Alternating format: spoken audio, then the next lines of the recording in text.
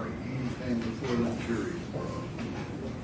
Yes, Your Honor. In light of Dr. Carney's testimony this morning, I'm assuming that the state is going to call Dr. Carney as we broke yesterday. That was the assertion. We'd like to address the vial of blood that Dr. Carney relied on in coming to her findings as a result for the cause of death for Ms. Benning. There is an issue with the chain of custody for that vial of blood in regards to the identity and integrity of that vial of blood, meaning that there is no witness thus far that has come to testify that the vial of blood labeled MEC 23-0842 for Jade Benning is in fact the blood of Miss Jade Benning, because Dr. Carney was not the one who drew that blood and placed it in that vial of blood that she has relied on in determining the cause of death. So we wanted to address that with the court before the witness got on the stand. And the state says? Your Honor, Dr. Carney contacted BUMC and specifically submitted a request from the medical examiner's office to retain that particular blood sample, and she was specific that it be that blood sample. I mean, a nurse at Vanderbilt drew it, but we How don't. about who delivered it? It was sent to NMS, and it currently is at the Davidson County Medical Examiner's office. Dr. Carney. So you're going to use Dr. Carney to give the court reasonable assurance that that's what it is? Yes, as well as Dr. Olashuga, who testified in the medical records, which are introduced as an exhibit. What do the medical records, I don't know where they're all, do they indicate something about the chain of custody? Yes, Your Honor. Dr. Olashuga testified that. Right, I heard him. If I may, Your Honor. Do they, the medical records, add anything else? It does have a lab specimen ID number, Your Honor. Has a what? Lab specimen ID number is in the medical records. I mean, there's something in the medical records that say, a report that says the ME picked it up, or? Well, it was sent out to NMS Labs. I don't know who that is. That Dr. Minton is And the toxicologist for NMS Labs. Minton, Minton? Carrie Minton, is he or she here? She is here. Okay, well, why don't you put her on first? Your Dr. Carney's, the lab report is something that she reviewed and relied on. I don't see why she would be prohibited from testifying to the autopsy that she performed. When do you plan on calling Carrie Minton? Today. Did she get the blood first? It was sent to her and then she sent it to the medical examiner's Okay, office. well, why don't you want to call Dr. Carney and then just mark that for exhibit, but then you're going to I just think you need to follow the chain. Okay.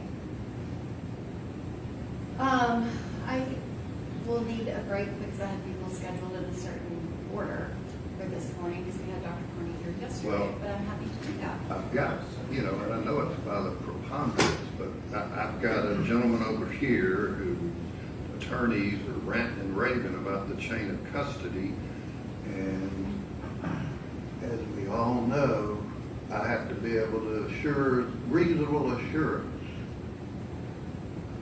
that it is what it is.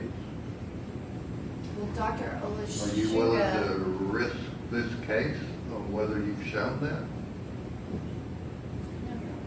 No. Okay. Again, the state submits that we've met the preponderance of the evidence. It's in the Well, medical show me records. something in the medical records that helps the chain of custody. It's on page 65 and 66, where the blood was 65, collected at 66. 22:31, and we have the exhibit that Dr. Olashuga identified that it was Jade Benning's blood taken at 22:31. The state submits that as medical And then records. where did it go? It went to NMS Labs.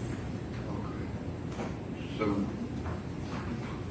you know, when I teach evidence, I do little links, and why don't we follow the links? And then there won't be a problem.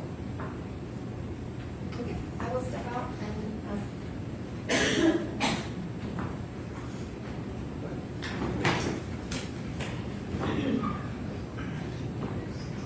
Yeah.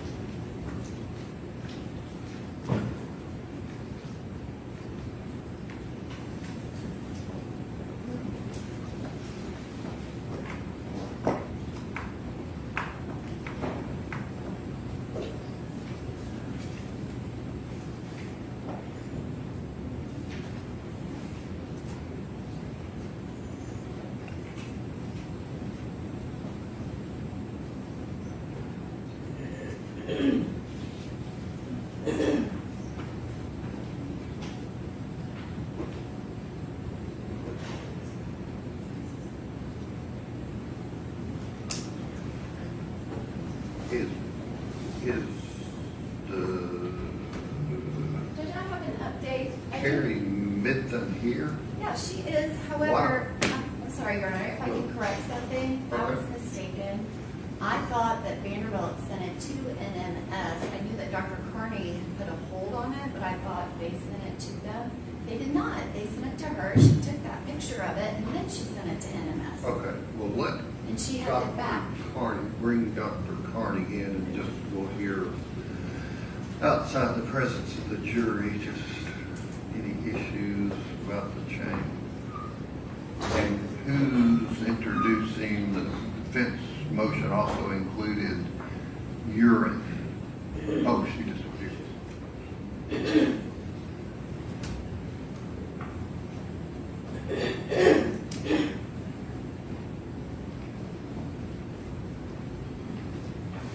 And General Norman, the defense motion also included urine.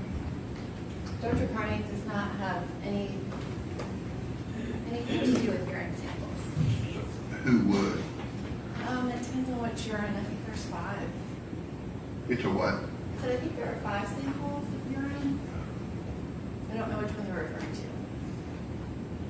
It says the urine collected on 2/25 and 22/59, and then they footnote that there was a corrected lab report changing the date. Are people going to testify about that? No. I need to know exactly which work order you're referring to, but the one where the date I haven't changed. seen any changed reports, so I'm just, are you going to try to introduce the urine? The one where they changed the collection date, no. Okay. So there's some other urine collected by who? Yes, Detective Reese collected a urine sample from Vanderbilt Okay. Hospital. So the number one on their motion about chain is not gonna be an issue, right? Correct. Okay. Doctor, if you'll step up just a moment about this issue about the blood. Do you swear to tell the truth, so help you God? I do. You got that.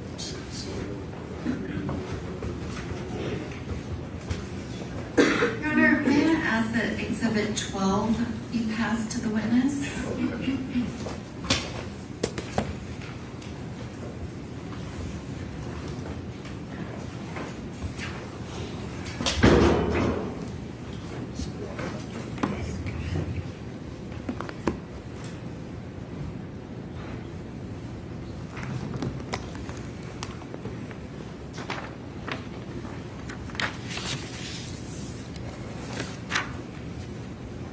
Dr. Carney, do you recognize the item that was just handed to you? Yes, ma'am. And what is that? This is the admission blood sample for Miss Jade Benning that was sent to my office. And did you make a specific request for the first hospital blood sample? Yes, ma'am. And is that the first hospital blood sample that you received from Vanderbilt University Medical Center? Yes. And once you received it, what, if anything, did you do with it? We took a picture of it. I looked to see how much blood was in the vial so I could determine how much volume I had to work with for the subsequent testing. And then we sent it from our office to NMS Labs for toxicology testing. And did you receive a report from NMS Labs on that toxicology testing? Yes, ma'am. And did you incorporate that report into your final autopsy report? Yes. And in preparation for trial, did you have your office take additional photos of that same tube of blood that is pictured in Exhibit 12? Yes, it was, I requested NMS Labs send it back to my office after the testing, and then we took pictures again. Your Honor, I have 3 photographs. If I can Oh, okay.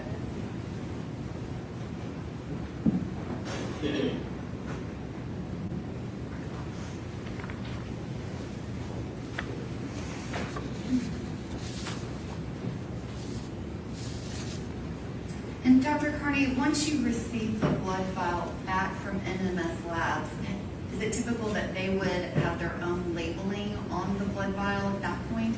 Yes. And do those photographs accurately depict the blood vial as it appears now? Yes. And where is that blood vial? It is actually in the cooler at my office. And our biological samples, they are stored in a cooler, correct? Yes. This is not an item that we could come and put into evidence as an exhibit. Correct. And the NMS laboratory stickers, does it reference a specific work order of 23126-889? Yes, ma'am. And does that match the lab report that you received back from NMS Labs? Yes, it does. And Dr. Carney, you have testified as an expert witness in forensic pathology many times. Have you ever had the occasion when a medical examiner was not available to testify in court? Have you ever reviewed a prior autopsy, created your own expert opinion, and then gone and testified even though you didn't do the initial autopsy yourself? Yes, ma'am. And is that kind of a standardized practice? Yes. Okay.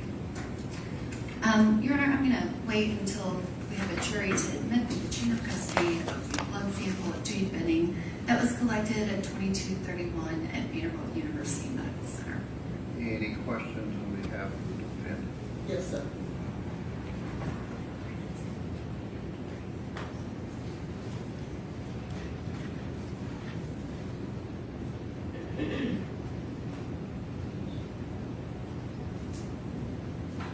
Good morning, Dr. Carney. Good morning. It is good to see you again. I want to ask you a few questions. If you remember, I'm Letitia Quinones Hollins. Want to ask you a few questions in regards to State's Exhibit number 12. Okay. Who drew the blood? Who drew that vial of blood in State's Exhibit number 12 on 2/25/23 at 22:31? I don't know the actual person who drew it, but it was drawn, at the hospital when she came into the emergency department. And so it was not you who drew that blood? No. Okay. Who then took the blood that was drawn purportedly from Miss Benning? What did they do with it at that point? I would appear they sent it to the chemistry lab because that's where my transport service, they picked it up from the chemistry lab. Okay. Who took it to the chemistry lab? I don't know.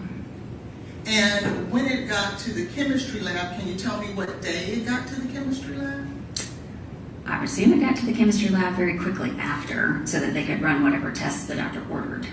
But can you tell us the date that it got to the chemistry lab?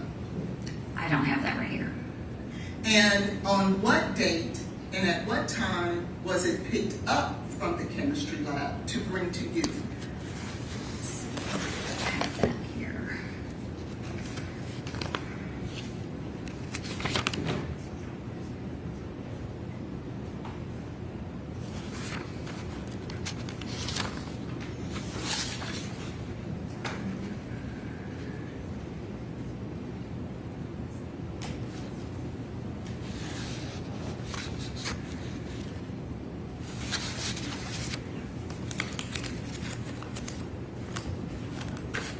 Not sure if I have that documentation of exactly what date and time it arrived at my office.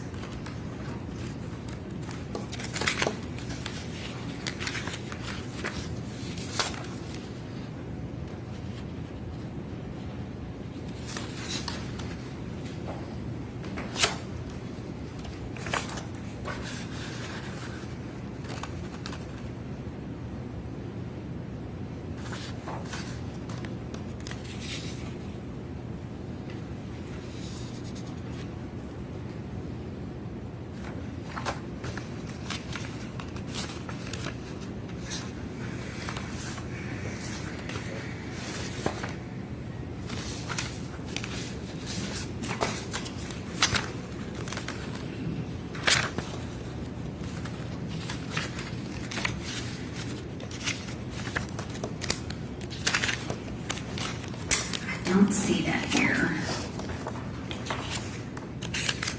I don't see that here. Who would have It would probably be, there is a logbook at my office, and it would be in the logbook when it actually arrived. And I don't have a copy of that in my records here. it? Can you get someone to find that out? Sure. Any other questions? Yes. And I understand once you get the log, you'll be able to tell us when it arrived at your office. But can you tell us when exactly it was picked up from Vanderbilt? Well, it should have been the same day. It comes directly from the hospital to our office. But is there anyone that you can tell us who can actually testify to that? I'll have to look at the logbook and see if I can find out who transported it. Who put the labeling Jade Benning with the medical number of MEC 23-0842 on this vial of blood?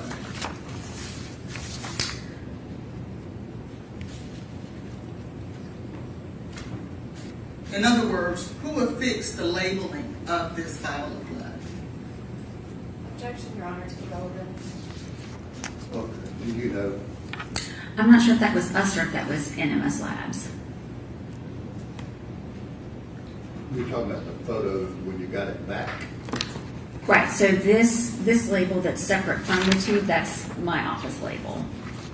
The tube, the Exhibit label that's, 12, she's referencing. yeah, this one, this is just the hospital label that's on the tube. And then this is my label at the office. Okay.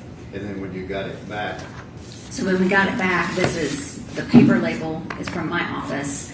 And then this label, I'm not sure if this is all one sticker, and if it is, then that might be the NMS Labs label. And I guess my question is, when this vial of blood was labeled to belong to Miss Benning, who did that? We identified it as Miss Benning's blood. at our office and would have sent it as such. And it gets packaged in a way that it's usually enclosed so that it can't be broken open and Yes, ma'am, I understand. altered. But before it got to you, someone had to label that it was in fact Miss Benning's blood. Right. Correct? There's a stat name that belongs to her. Right. Who did that? So she got her stat name at the hospital. No, ma'am. Who identified it? Who put the labeling on this vial of blood so that we would know it is in fact Miss Benning's blood? I would assume whoever drew it from her, that's their responsibility to identify her and label Talking it. about Vanderbilt. Right. Okay. And do you know who that person is? No. What method did they use to obtain the blood?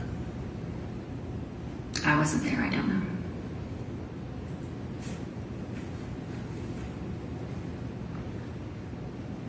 And how much blood did they actually draw from the beginning, from Miss Benning? I don't know how much there was from the beginning. I know how much there was when it came to me because that's in the report.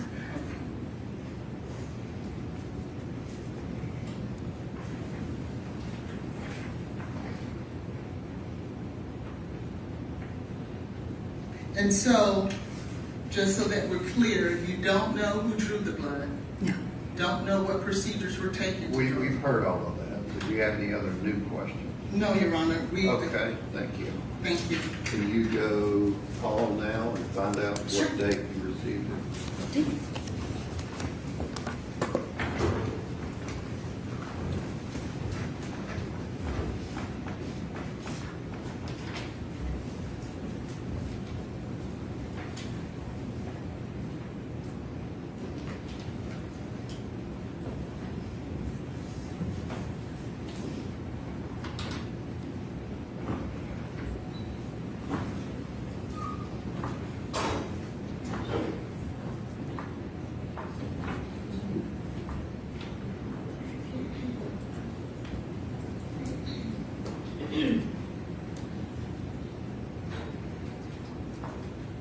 And yes,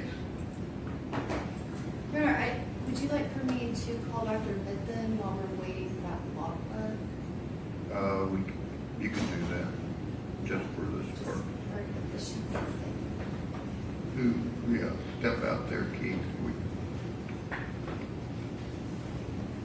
Carrie Benton. Yes. Is it okay if I tell her what's going on and why I'm calling her? Okay.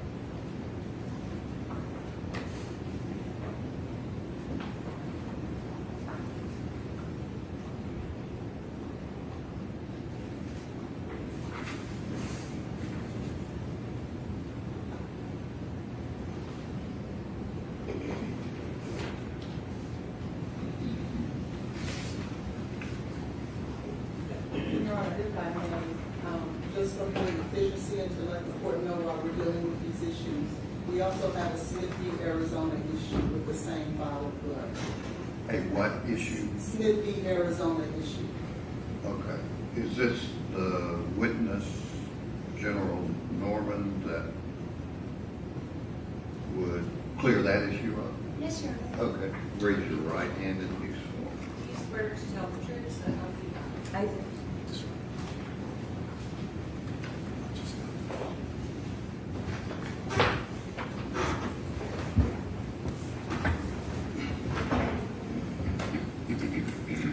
morning, Dr. Midthen. Could you please state your full name for the record?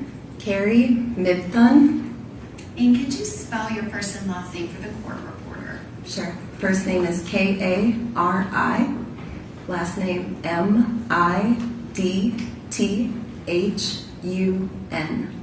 And Dr. Midthen, where are you employed? NMS Labs. And what is your position at NMS Labs? I'm a forensic toxicologist. And specifically, did you analyze a blood sample of Ms. Jade Benning that was sent to you by Forensic Medical Management Services out of Nashville, Tennessee, with a date of 2/25/23 at 22:31? Yes, the laboratory received a blood vial. And Your Honor, is Exhibit 12 still on the witness stand? Yes, And I believe that there are 3 other photographs yes. that don't have numbers quite yet. Dr. Midthen, could you look at all 4 of those photographs and indicate whether or not you recognize them?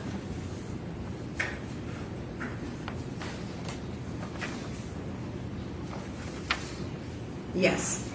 And what is pictured in those photographs? So this is multiple sides, images of a single blood tube, and based on the labeling on the blood tube, it refers to an NMS laboratory number of 231268889, specifically item number 001. And I am going to ask that you be handed pages 15 through 27 of the litigation packet the defense requested.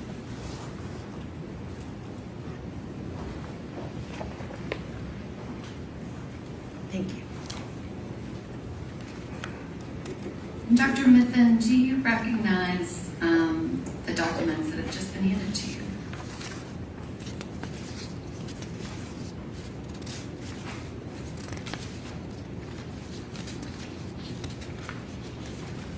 Yes. And are you able to identify when the blood vial was received by your office and who sent it to you? So based on the information here, we have the outer picture, which is the FedEx package label from a package that was captured and received on April 4th, 2023. And then in addition to that, we also have information on here. One second. We have our NMS login verification form, which indicates that a receipt date of April 4th, 2023, also with a receipt from FedEx.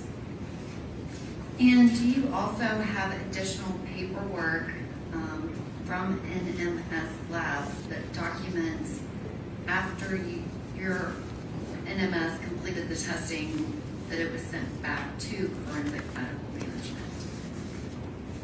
There is a specimen return form also included in this packet, yes. And on page 23, is there also a copy of the FedEx shipping label? Yes, there is, yes. And that indicates that it was sent from NMS back to Forensic Medical Management Service at 850 RS Gas Boulevard. Yes. And the last 2 pages of that portion of the litigation packet, does it indicate the FedEx number, the date and time of the blood vial, a description of the type of blood vial that was received, the testing, as well as the Federal Express information for how it was received and how it was returned? It doesn't have the return information on the login verification form, but all of the receipt information and our standard inventory of the sample received and all of the labels on the tube are all included on that login verification form, yes. Okay, and we do have the FedEx label where it was shipped back, is that correct? Yes, that was page 23 of what you provided me. Thank you.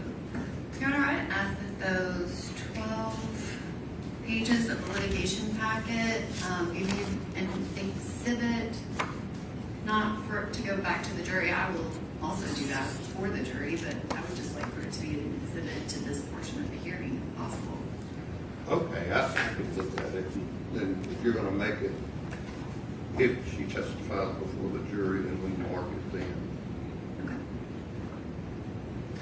Dr. Mithun, can you describe, did you complete the original analysis of the sample related to this blood sample? The original review and analysis, no, I did not. Did you subsequently complete your own review and analysis of the samples related to this blood sample? Yes, I did a complete and full independent analysis and review. And did you form your own expert opinion? Yes. And can you describe what was your expert opinion? So in reviewing all of the data, all of the information provided for that case, the sample confirmed positive for the presence of cocaine and metabolite. And then there was a separate sample also submitted, which also had some findings. And did you create a report that documented your expert opinion based on your analysis? I did, yes. And can you describe at NMS, how is that done when you do a re-review on a separate review of a sample analysis and have your own expert opinion? What's the process of reporting that? So a request is made to have the report re-reviewed, oftentimes just because the original analyst isn't available or due to timing. And so the request was made that I personally and independently review the report. I look at all of the data fresh, treat the case as if I had never looked at a case from scratch, and then generate the independent report based on my own review of the data and report the findings. In doing so, because it is the second report issued for that case, it is labeled as a corrected report. That is only due to accreditation standards. We need to highlight that this is a different report from the original. And so that is the reasoning behind that corrected label at the top. And I'm going to ask that this witness be handed a copy of Dr. Carney's autopsy report as well as a copy of her 3/19/26 corrected report.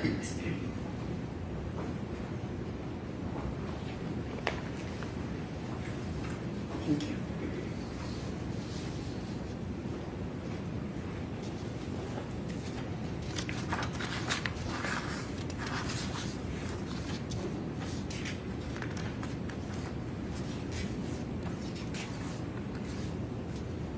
And Dr. Mithun, are you able to say that you reviewed the exact same sample that was originally the sample that was analyzed by Megan Hessler with NMS and the original report sent to Dr. Carney's office?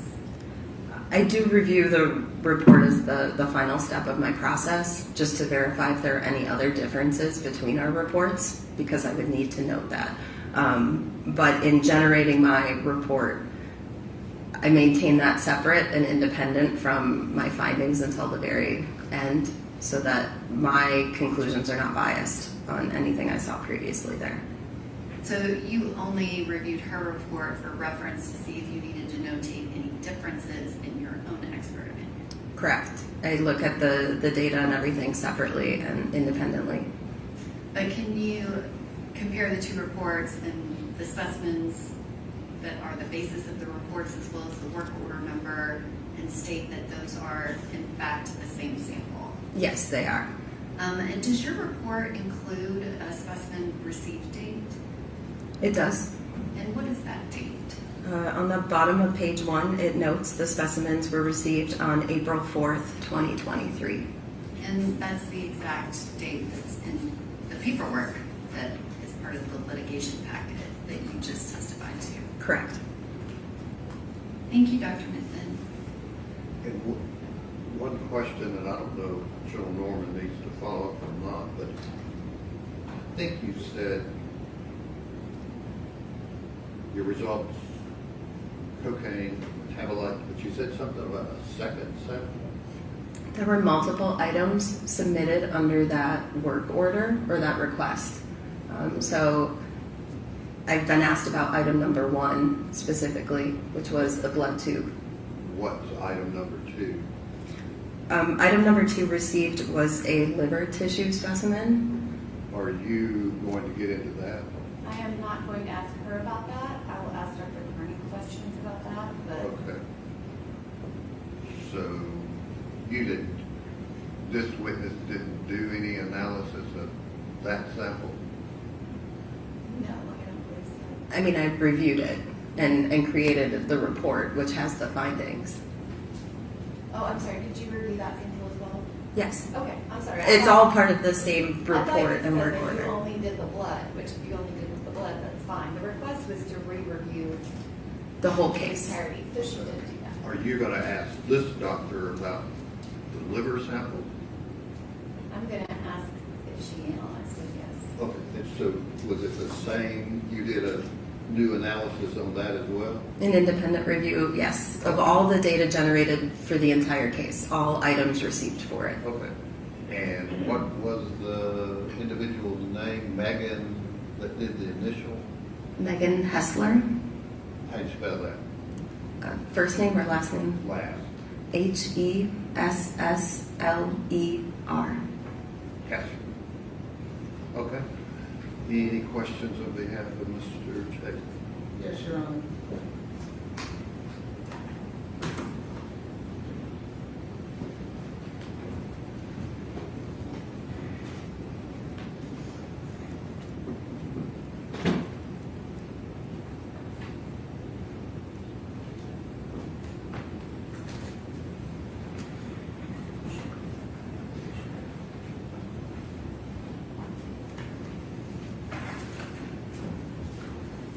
How are you, Dr. McDonald? I'm doing okay. How are you? Good, thank you. My name is Letitia Quinones-Hollins, and I want to ask you a few questions in regards to your analysis of, What's your question?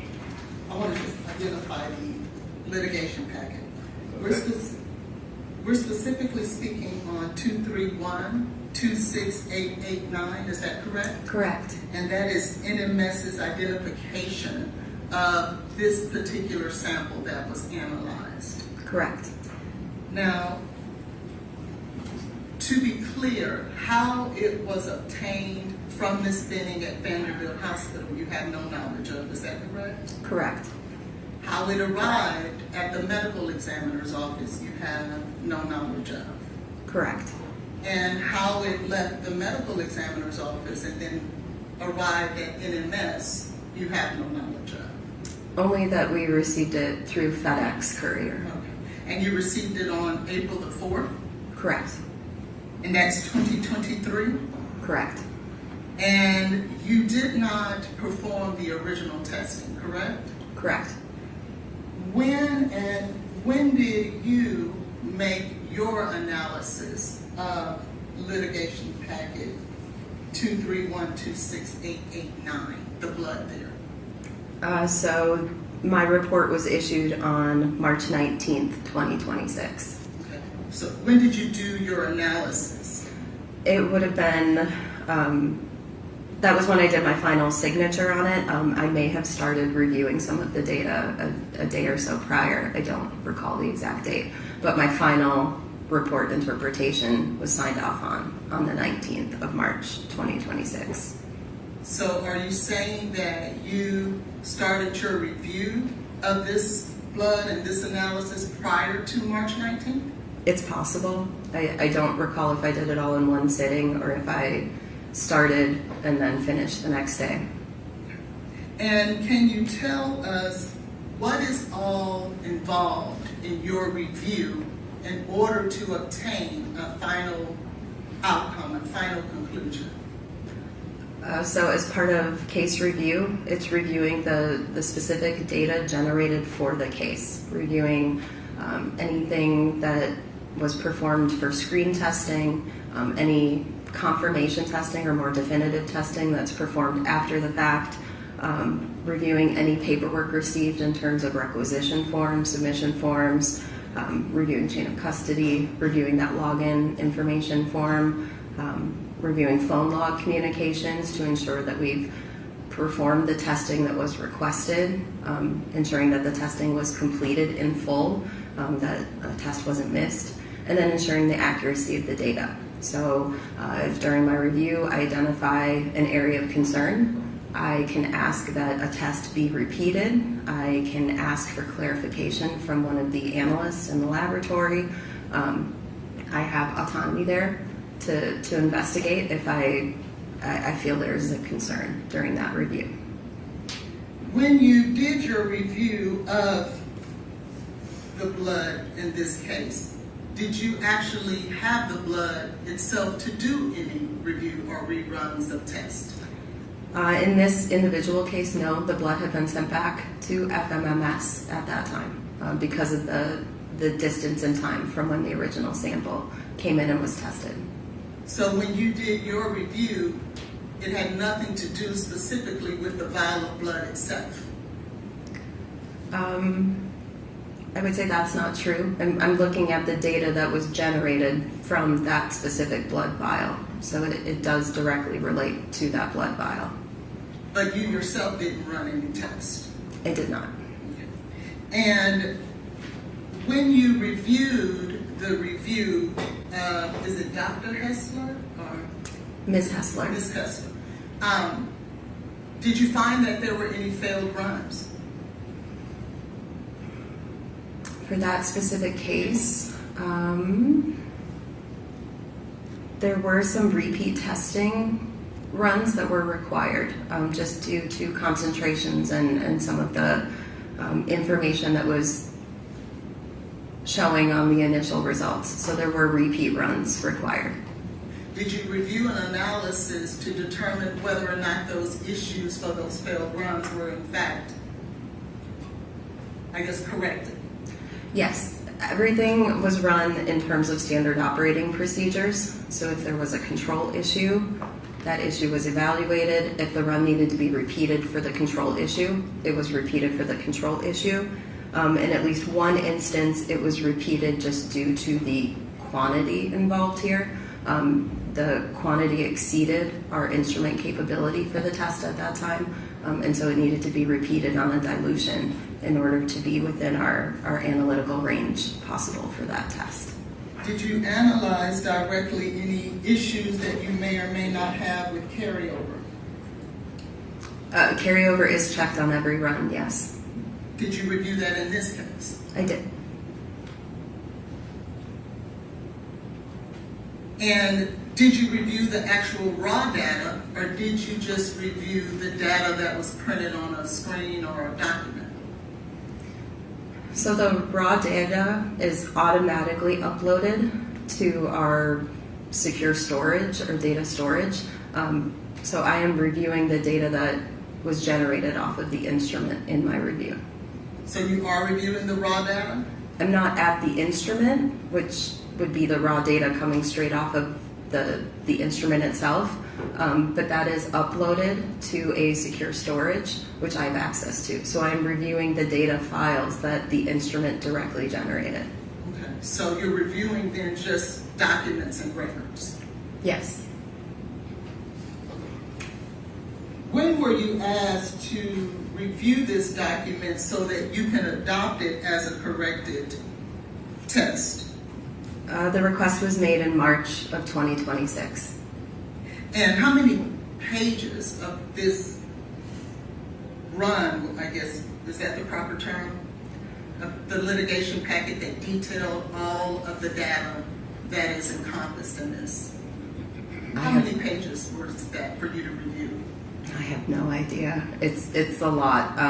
So on top of just the case, these runs are performed with quality control samples, with calibration samples to help determine a quantitation. So each run can be hundreds of pages long, and this sample had several runs because of the repeat testing. So I'm not exactly sure how large that file was. It was likely hundreds of pages, if not over 1,000 pages.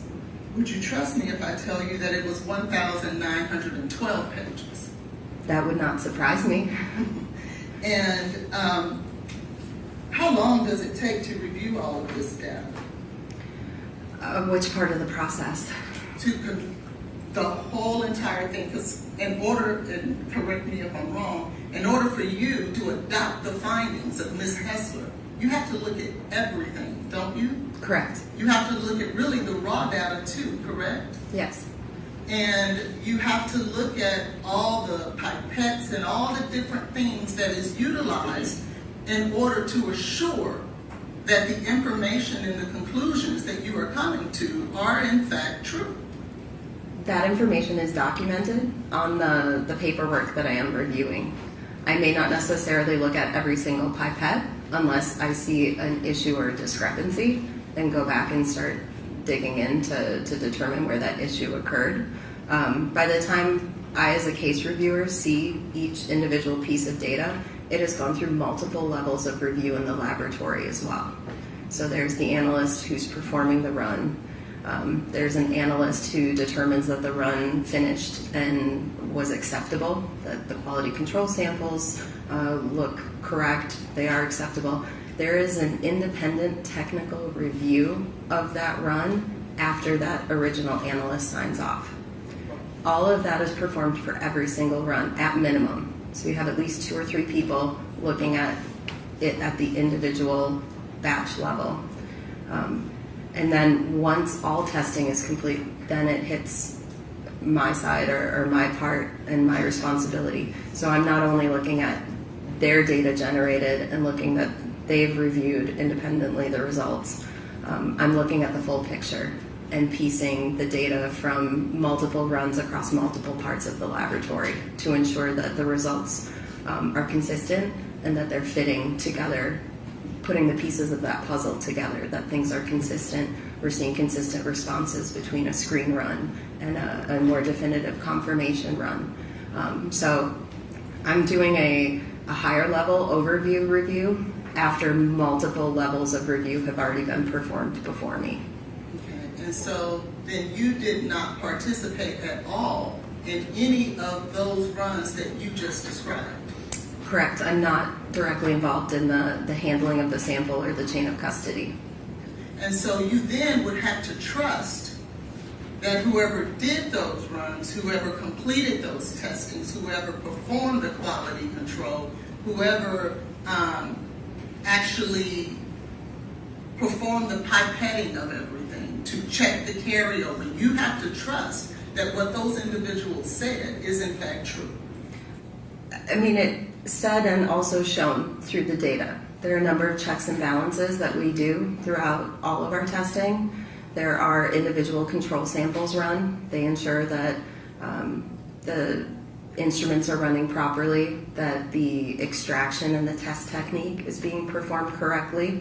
I am seeing a result that is expected because that's a control result. I know what the result should be, and it did perform that way, and it came off the instrument that way.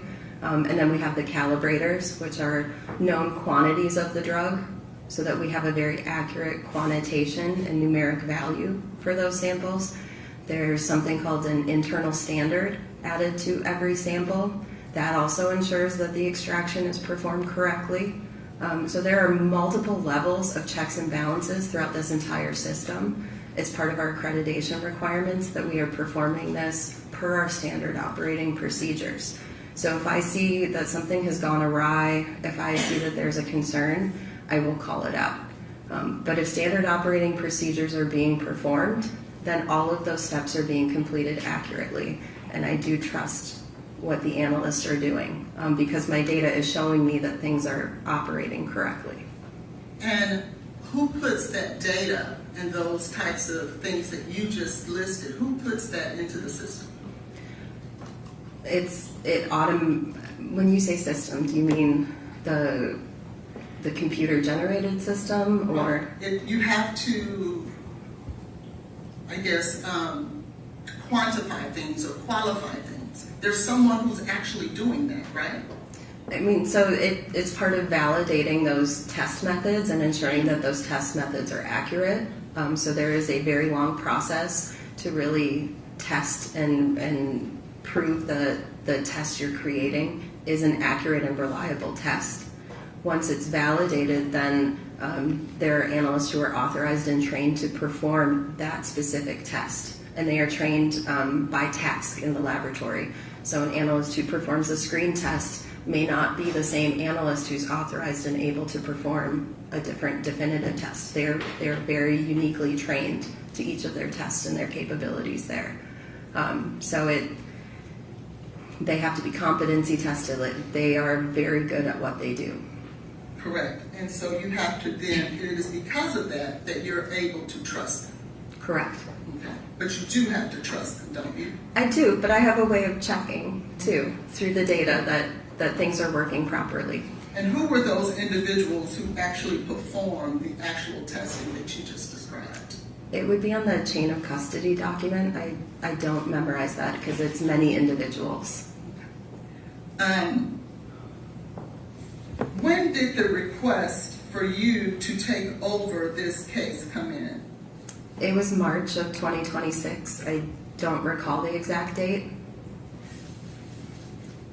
May I approach? If I had the document and information here that came from your office, would that help refresh your memory and aid you in your testimony? It's probably documented, yes, in the communication log. May I provide this to Okay. the witness and Get have that. it for the state as well?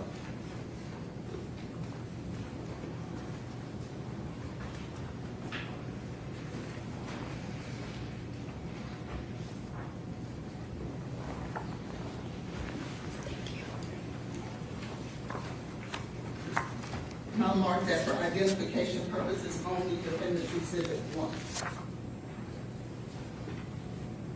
Can I draw your attention? Hang on, can you answer the question from your review?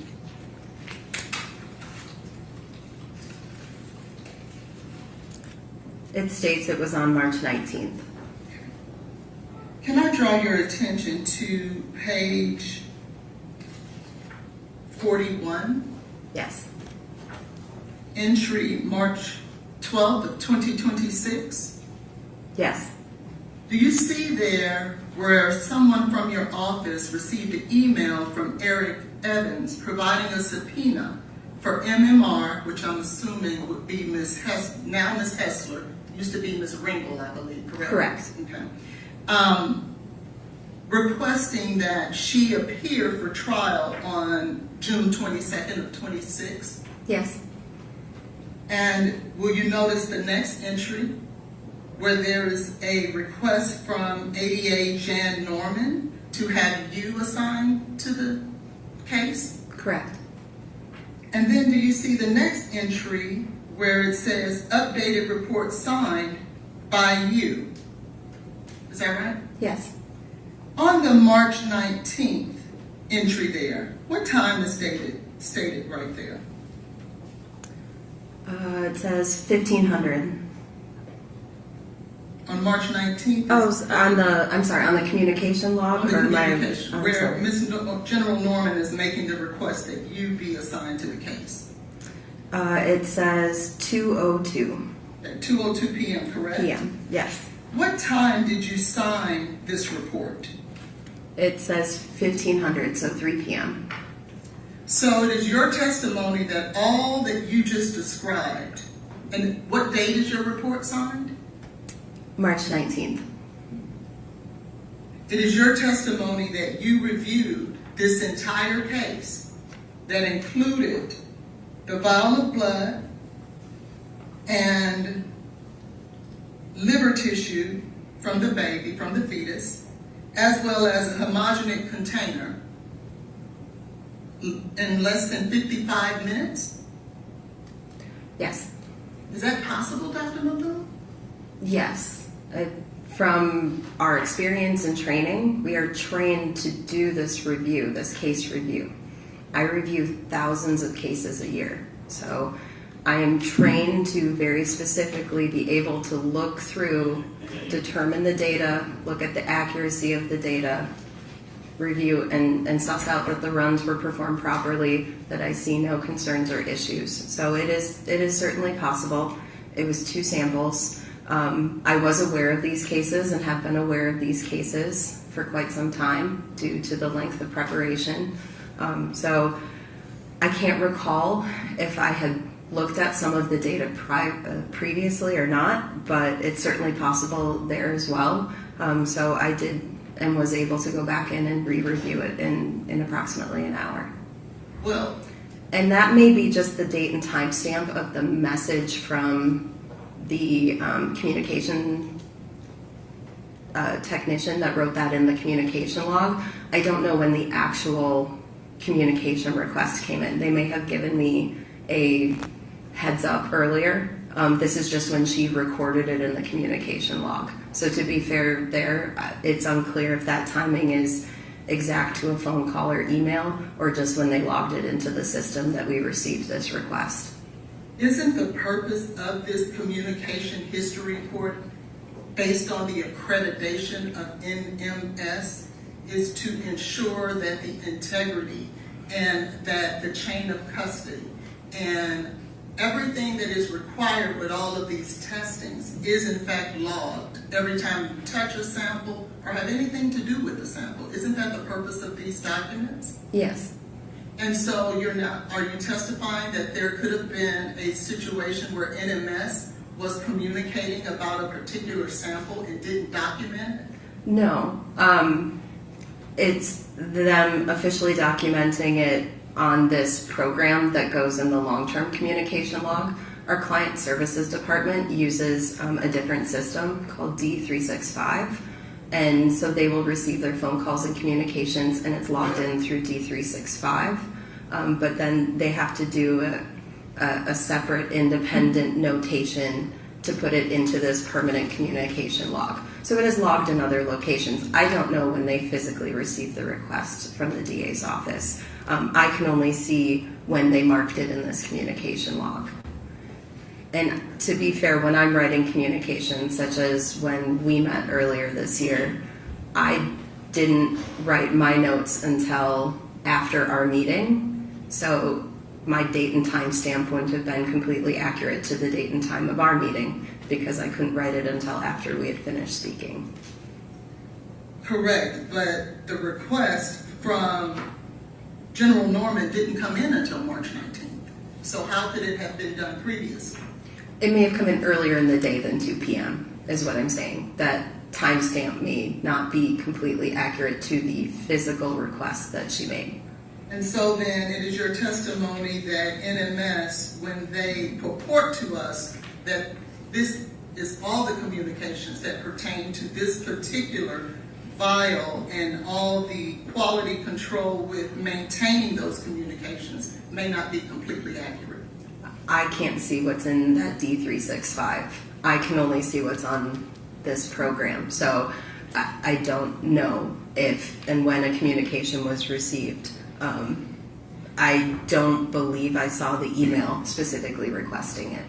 Who would we contact to get that information to see whether or not that there are other communications that will help us make a determination as to the quality and integrity of your review of this blood? I would- Objection, Your Honor, to relevance. I don't understand your question. I want to ensure that your review matches the standards that are required for us to rely on here in court today. Well, I believe they do. A request was made, it was documented, the request was made, and that information was provided to me. And so relatively quickly, I was able to prioritize this and go in and review that case and try and independently get that review done as quickly as possible due to the urgency of the case. And I was able to get that out the same day, which I think speaks to the quality and efficiency of what we were able to do there. Okay, then share with us exactly what you did once you got that review and when you got the request. The request came in at some point on March 19th, 2026. I do not know the exact time. I do not recall. But as part of my review, I then went back through the data. I pulled up that work order in our data storage information system, and I was able. I apologize. What is the name of that system? OnBase. And so there should be documentation of you signing on to do the quality control on OnBase for that day. Signing in and opening up the case, yes, there would be record of me going in and looking at the case. I have reviewed it many times since then as well. And what did you do next? I performed a case level review. So I looked at the independent case data generated, looked at requisition forms, the submission form, looked at the batch review sheets for that run to make sure that the runs were run appropriately. There were no issues noted. As part of accreditation, the analyst would have to note when those issues occur. And I don't recall having any concerns or issues with what I was seeing. I ensured that the draft report that I generate, everything was showing up and looking proper. The results were correct, the numbers were correct. And when I was finished, I move over to our laboratory information system and I say that I have reviewed and okayed the release of this report. How many samples were in this particular batch? I don't recall off the top of my head. And in order for us to trust your ultimate findings, you would have to have to approve each sample that was ran for this particular batch. So I'm doing a case level review, not a batch level review. What's the difference? So a batch level would be looking at all of the cases on that batch or run and looking at the quality controls that were run, the calibration samples that were run, looking at the internal standard in each sample and ensuring that that ran appropriately, or if it didn't run appropriately, what would be the correct action for that sample or QC sample. It may be to re-inject it, it may be to repeat the run, depending on what an issue is. On a case level review, I am looking at the individual case data. And so you're saying you did not then do the internal standard, the re-injections, the quality control for each sample. You did a case data review. For this specific sample, not every sample in the batch, just this specific sample, and then I will go back and look at the information important for that batch. So there are summary sheets that are created for the batch, which will summarize an internal standard. It will summarize how the calibrators and QCs performed. I can look at all of that information in one quick spot. I can also see any notes that the analyst who was at the bench made that day. If they noted that there was an issue, that would all be noted. If a supervisor looked at that run and saw an issue or had to approve something, that would be noted on that summary sheet as well. So I'm looking at the independent case data, and then I can look at the full picture of the run from the summaries and the snapshots provided. If something concerns me on that summary page, I can go in and look at the individual QC data pages and all of that. But I don't have to if everything's being run appropriately and I don't see a cause for concern, because I know it's already gone through so many levels of review before it reached me. But before you can actually rely on the findings of this test, the person who is analyzing this must do exactly what you just detailed, right? They must look at every sample in order to determine that the batch is good, correct? Yes. And you looked at the summary, not each individual one.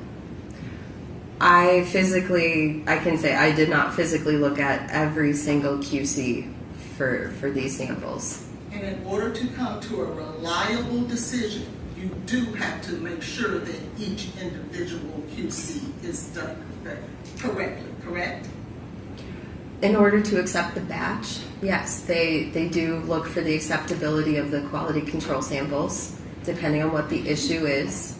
They will note it and perform the proper standard operating procedure response for it. And you did not do that. I'm not authorized to be performing that at the bench, and that would have been done at the time of analysis. So no, I did not do that. And that is necessary in order for us to rely on the findings.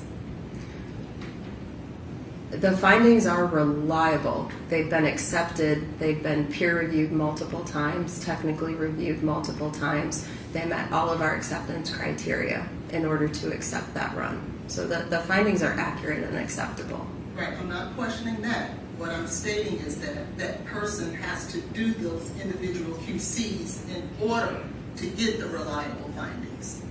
To review them. Yes. Yes. And that's what you yourself did not do. Every single QC for every single run, no, I did not do every single one. I may have looked at some of them. I don't recall. I have prepped for a number of reports for today, so I do not recall exactly which QCs I looked at for exactly which samples. And there are other things in regard to this testing that you yourself could not look at and or do because it just wouldn't have been enough time. Would you agree? Such as? Well, you had 53 minutes to review all of the data. It's impossible for you to have looked at each and every step along the way in order to come to that conclusion. Each QC? Yes. Correct. That I was doing the case data, looking at the summaries. If I had a question on one, I would go in and look at it. So when you narrow it down to that, I had enough time to look at all of the individual case data for those samples.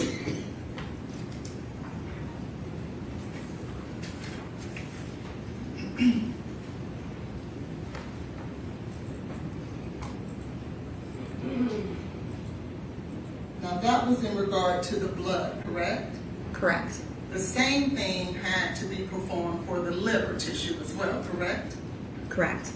And all of those things in regards to the blood and the liver is required in order for us to rely on the conclusions that are made in this toxicology report. Correct. And if I asked you the same line of questionings in regard to the liver, your answers would be the same. Yes, I do the same type of review, regardless of the specimen or the tube type. And so, as it relates to the blood and the liver, and NMS work order 231268889, you relied on the summaries for the individuals who performed this testing as opposed to each individual QC for the blood and each individual QC for the liver. I don't recall if I looked at individual QC files for the case, but as part of my standard review, I look at the case data, I check the batch information, and then I will investigate if I see a concern. I will investigate and start looking at the QCs and some of the standards, the calibrators. So I just don't physically recall, based on the number of runs performed for the case and how many cases I was preparing for, exactly which files I looked at for which case. Thank you. Mm-hmm. Any other questions?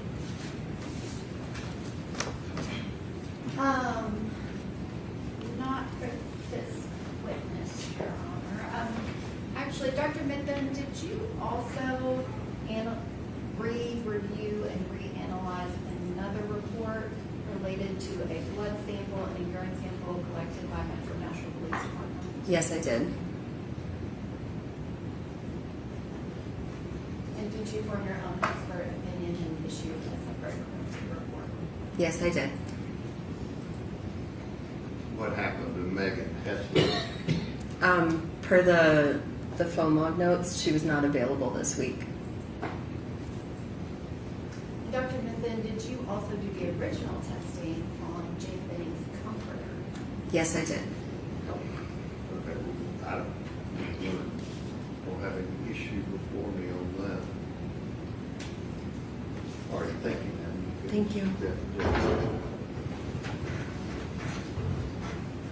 And see, keep the Dr. Carney out there.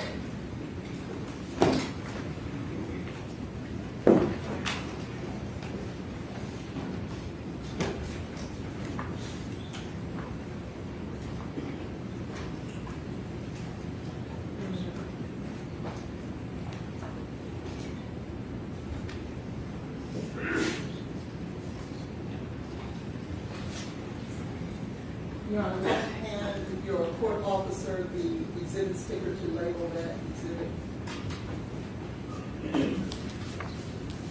I also need what I'm going to back. Need what back? I handed her litigation. Or did Your Honor, I think you said that I could put it in through her versus Okay, running it for her. give that back to General Norm.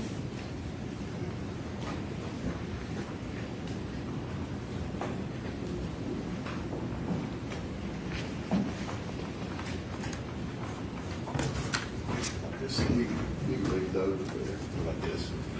Just give those to the clerk, we'll see if we need some more. What did you find out? So I found out that the logbook that we keep for all specimens that come in is only kept for about a year or two, so it's not there. What I do have is the paper where both Miss Benning's body and her blood arrived at our office. They arrived on March 7th, 2023 at 2:56 a.m.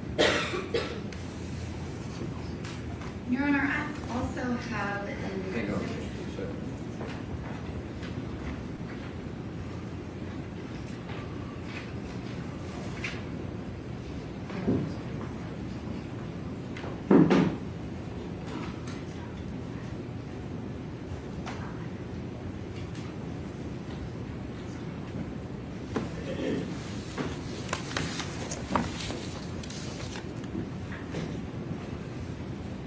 And are you wanting to ask other questions? I actually just wanted to put on the record, I didn't know if Your Honor wanted to review it. As part of Exhibit 11, page 1326, there is a death tracking form that's part of the medical record, and it documents that she was transported to the medical examiner's office. Okay.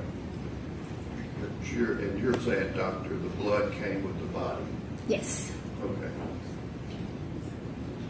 Any other questions of Dr. Carney? I have a few. Pete, all right. Dr. Carney, How many times was that blood vial taken out of the storage at Vanderbilt? Do you know the answer to that question? No, ma'am.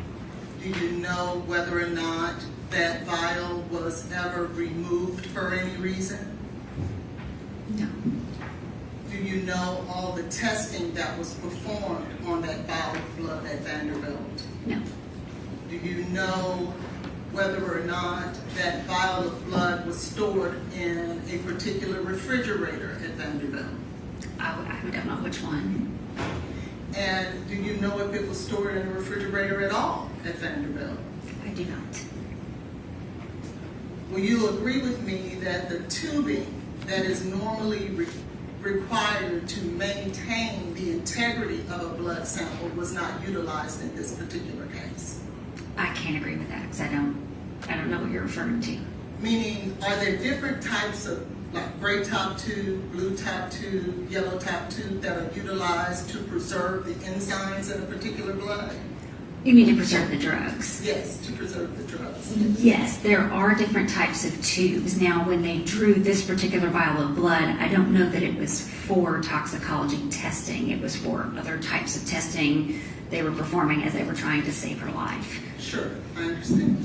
And so then the tubing that was utilized in this particular case is just a clear plastic tube. It's a clear top tube, yes. And it had no preservatives in it. Correct. And those preservatives are necessary in order to preserve and maintain the integrity of the matrix, in this case, which is blood? What exactly are we trying to preserve?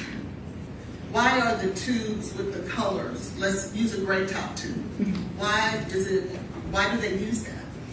So we use a gray top tube because it has sodium fluoride in it, and that will inactivate those esterases in the blood so that cocaine is not broken down after death. And so that wasn't done. No. And those are utilized to maintain the integrity of it, is it not? Well, I don't know if it's so much integrity. The blood is still in the tube. It's safely in the tube. There's nothing wrong with the integrity of that. It's just that the esterases can continue to break down the drug, the cocaine. And cocaine is extremely volatile, isn't it?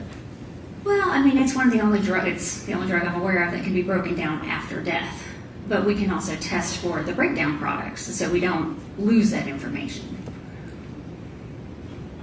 But best practice would have been to place it in a tube with those proper preservatives. Well, that's what we do at autopsy, yes. But again, at this time, that wasn't the purpose, I think, for this particular tube of blood.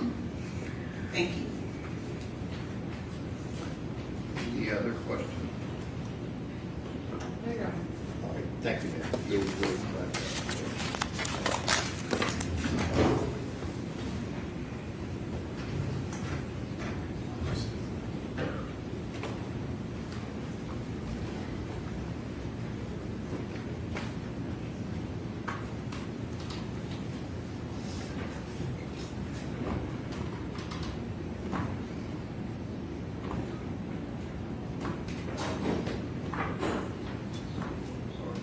Does the defense care to be heard? Yes, Your Honor, we would re-raise our objections in regards to the chain of custody in this case. This blood is purported to have been drawn from Ms. Benning on 2/25 and 23 at 10:31 p.m. However, there has been no witness to attest that that is in fact accurate. In addition to that, there has been no witness to establish what was done with that vial of blood from 2/25/23 at 10:31 p.m. until the time it reached Vanderbilt on March the 7th at 2:53 a.m. That would be 10 days that we don't have any idea where it was, how it was stored, who touched it, and for what purpose. That evidence has not been established here today, and as a result of that, the defense would challenge the chain of custody as it relates to that particular vial of blood. In addition to that, in regards to Dr. Methuen, she has testified that she had to rely on the summaries of those individuals who actually performed the QCs for each sample in that batch run of 231 26889. She stated that in order to trust and rely on the findings that are purported in this toxicology report, that those testings and all the quality controls that performed would have had to be accurate. She has testified that she did not do that for each sample, and therefore, as a Is the result. first report testimonial? Yes, Your Honor. How so? It's testimonial because in order for Mr. Taylor to be able to trust that this is in fact an How about accurate. the lab didn't know anything about Mr. Taylor or whether there would be any charges? Could you repeat that, please? What's the lab doing in an MNS? NMS, What's their primary purpose of testing blood? is Was to, it to determine whether there was a crime? no, they're testing whether or not there was cocaine in the blood. In order to be a crime? Well, I don't know that the mere fact cocaine is in the blood makes it a crime. Right, neither do they. So what is their primary purpose? Their primary purpose is, in our opinion, is to test the blood to determine whether or not there's cocaine. Because if you look at the toxicology report for 23126, That had nothing to do with the criminal prosecution. the whole reason that it was sent there in the first place is because Dr. Carney was contacted. They're trying to determine what happened to this lady, right? Correct. So what does that have to do with potential criminal prosecution? So if we need to do that, I can ask Dr. Carney to get back on the stand, and she will tell you that she was contacted and spoke with Dr. Reese. I'm talking about the first test. This is the first test. The first test that you're complaining about Megan Hassler running. Yes. That first test was in regards to this particular case. Does the state care to be heard? Your Honor, the standard is very clear. An expert cannot come in and just testify to work that another expert did. Dr. Mithen did her own independent analysis. She formed her own expert opinion. She issued a report based on that opinion. And that is done frequently in our courts. There is nothing unusual about this, and there is nothing prohibited from it. Well, the case law on their side even talks about a surrogate witness. She is not a surrogate witness. She is her own witness. She did everything herself. The fact that someone else did it once before her has nothing to do with it. All right, in terms of the chain of custody issue and the blood, we have to go back to Dr. Olashoga, who he was unclear what Exhibit 12 was, which makes sense because it hadn't even been, that photo hadn't even been made when he was involved in the case, but he did say that the blood was taken from who they labeled as the stat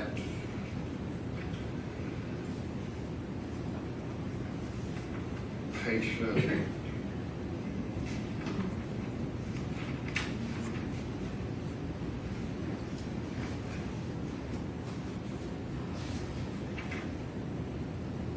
And that, the date, etc.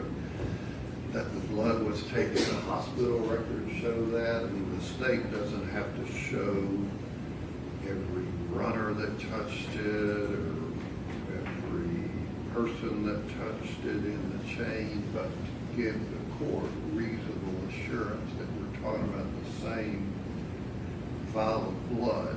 The defense attorney cross-examine until the jury goes to sleep about whether or not this landed us here today an accurate result. But in the court's opinion, and the case law sets out the language, identity, intangible, the identity and authenticity of the piece of evidence does not have to be proven beyond all possibility of doubt. All possibility of tampering need not be included. Just reasonable assurance that this is the same blood. There's no question it is in the court's mind. In terms of the Dr. Mithun and whether she can testify about her findings, she's gone into great detail about hers is a higher level of overview. Extra analysis is performed. And again, she's here as a witness to be cross-examined. It's not a surrogate situation like Smith versus Arizona. It's more like the Hutchison case here in the state of Tennessee found that the medical examiner's report wasn't even testimonial because of the primary purpose for that being done. Here, they're trying to determine whether there is any kind of substance that would cause the death, just like a medical examiner would be doing. But in terms of violating Mr. Taylor's right to cross-examine witnesses, there is a witness here. Apparently, Ms. Holland's question, she's got all kinds of proof how this isn't reliable based on her interview with Dr. Mid-Thune. So I do not find there's a constitutional violation preventing Dr. Mid-Thune from testifying. All right, let the jury step down.